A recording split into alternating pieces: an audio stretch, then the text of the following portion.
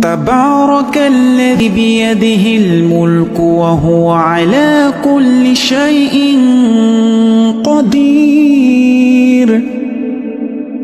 الذي خلق الموت والحياة ليبلوكم أيكم أحسن عملا وهو العزيز الغفور الذي خلق 7 سماوات طباقا ما ترى في خلق الرحمن من